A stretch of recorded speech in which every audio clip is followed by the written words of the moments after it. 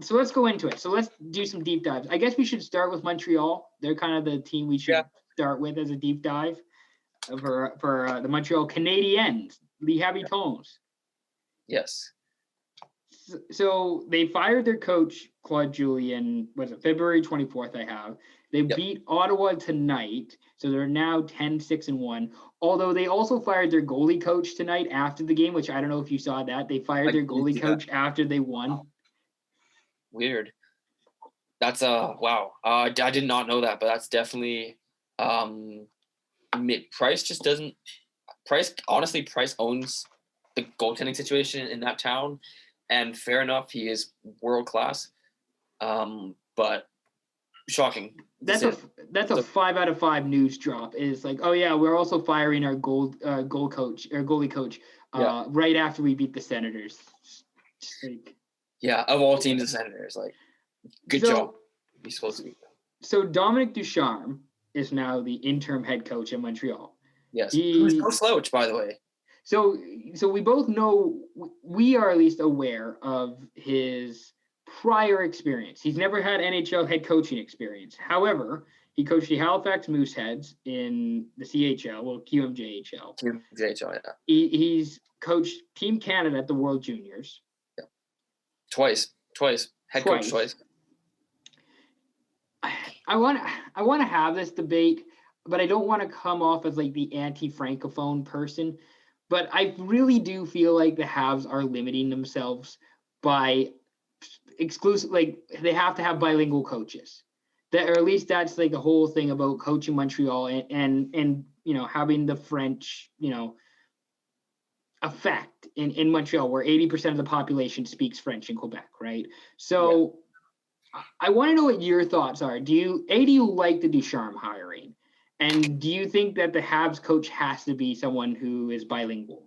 So my short answer to both is yes and yes. I think Ducharme is a great coach. He's won World Junior Gold. He's won World Junior Silver as well on a team that's a whole other conversation. They should have won gold that year too. Anyways, Ducharme is a great coach. I think he'll be a really good fit in Montreal. And the fact that he does speak French really does help. And if you look at the past coaches, Claude Julien, Michel Therrien, even way back in the past, like all those guys spoke French, and I think that's a huge part of like the culture. And dealing with media isn't always pleasant when you have to translate. And think about Montreal being such a hockey hotbed. You get some tough questions. So being able to speak French is I think a crucial part of it. So. Because part of my thing, and again, I'm not trying to sound like anti-francophone or anything. I just feel like you're really limiting yourself when you're only hiring bilingual coaches. Now, I know the NHL is also basically just recycling old white guys for every major position, you know, ever. That's how the NHL works. But I mean, like, I don't know. I just feel like there are some guys outside of bilingual coaches that would be really good for Montreal. And yeah, you're 100% right. But I'm not, and again, I think Ducharme's a really good coach. They just won tonight against Ottawa, so it's not like it's not like he isn't a quality coach. But I just thought I should mention it. The Habs also have a kind of a. You're gonna say something? Yeah, I was gonna quickly touch on the fact, like, the thing is with Montreal and with any team, like you think about back in the 40s and 50s when all Montreal could scout, half their team was Quebecois, Francophone, or you name it. And that, like, the amount of players that were like high quality from that era were spectacular. So I look at it, and even you look at it now, you could putting together a team that's solely from Quebec. It's pretty damn good NHL team. So with that, and also you're gonna find enough coaches that are quality. But yes, there is a certain aspect of like, well, maybe we're missing on the right coach for our team in a certain situation. And like the whole heritage thing, like the whole reason the Canadiens exist and why they're the Canadiens and why they are Les Habitants, like that whole situation is really interesting. And it's a part of the part of being a Montreal Canadiens fan is, being French Canadian, being bilingual, or being just, so French. And I mean, I don't want to say times have changed because I'm like there is obviously the French English kind of there's always going to be that little friction among fans, but I mean they're the Montreal Canadiens. Like they anytime they have a coaching change, it's going to be a big deal, regardless if it's an English coach, French coach, whatever. Yeah. It's just a big deal. And you can see that about Montreal, Toronto, New York, Boston, even Vancouver, like all these major market teams that that news gets around, and that there's a lot of hockey media in the town. Like it's just bound to happen. So. And there's high expectations all the time when it comes to like it's win or bust. With how that team is, it's win or bust. I want to talk about the actual roster of the Habs though. Yes. Because they have kind of a weird mixture of players, but I thought they were going to be the second best team in Canada this year. Yeah. You did say that. I did say that. I'm almost still standing by that. I almost still think they are the second best team in Canada, but I don't know. You have Philip Deneau, who's an upcoming free agent, Thomas Tatar, Joel Armia, Corey Perry, Lehkonen, Kotkaniemi, and Mete are all upcoming RFAs. And then you also have the Carey Price thing, where he has an under 900 save percentage, and he has a GAA of almost 3. For him, that's bad. And for somebody that you're paying over $10 million for, that's not good. Yeah. So you kind of mentioned it, but is there a world in which the Habs think about moving Price or trading Price or looking at that? Has to be the right option. And again, I don't know if Jake Allen's a starter anymore. It's really hard to say, and it's up to Marc Bergevin to decide whether if Jake Allen's a starter, maybe they move Carey Price. But again, what team? Carey Price is 33, 34 now. Like he's getting older. Yeah. So again, you think about what team would want a 34-year-old starter who's on the decline. Like realistically, it's the name Carey Price. I know, Detroit, it's an exception. No. I actually had another team who would take Carey Price in a heartbeat, I think, right now. Edmonton or Buffalo? Vancouver. Oh, really? I think Vancouver. You're telling me you would rather have Demko or Holtby over Price? When you say it that, like in a 1-game season or like in a single season? Yeah, no, I would take Price over both those guys. But however, for long-term prospects, I don't know. I wouldn't be so sure about that. Just throwing that out there. It's a hot take. I don't know if it's going to happen. That's a good hot take. I like that. So I guess my now I'm starting to think about it. I'm like, maybe that is a situation. Maybe Price for Holtby and third-round pick, for example.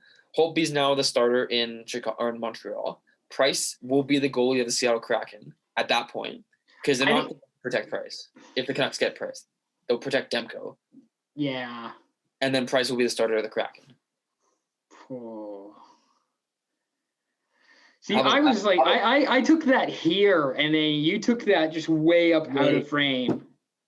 But here's the thing. I'm thinking long-term as well. Yeah. And Price, don't get me wrong. Price is a great goalie. He might be, I don't want to say he will be. He might be the starter of the Canadian team in 2022 if they go to the Olympics.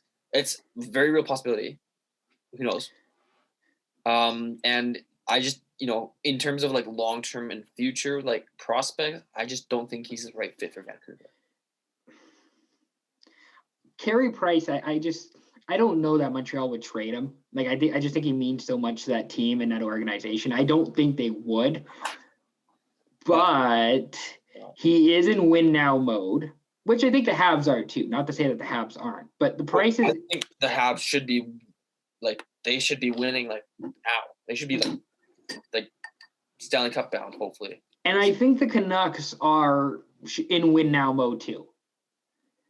Really? I think the Canucks should be making the playoffs this year. Oh, I agree with that. But they should be contending. I wouldn't say they should be like pushing for the Stanley Cup. They should be like in the playoffs though. I was gonna say this year with these circumstances, the Canucks should be pushing for the Stanley Cup. But I mean, I don't know. That's why I just think the Price to Vancouver thing, I don't know if it gets talked about enough. I just feel like that it's an option. I just feel like there's a chance. Yeah. And you always wonder the inclination of players to go home. Price is from Anaheim Lake, BC, which is, 10 hours from Vancouver, but it's in his home province. He probably dreamed about playing on the Canucks his whole life. Especially now during a pandemic. Yeah. Yes and no. I think, again, Price has his roots in Montreal now. He's so, right? And I think there's just a point in time where you get to, like, okay, now we're, like, just at home. Like, if you're, like, late 20s, early 30s, you're just, you're married, and you have your kids now, like, then it's like, okay, maybe I do want to go home. Maybe I want to, like, be around home. But it's different for every player, and every player is different, right? So it's hard to say. So I guess we should circle back to the actual team. Yep. I still think they are the second best team. I still talent-wise think they're the second best team.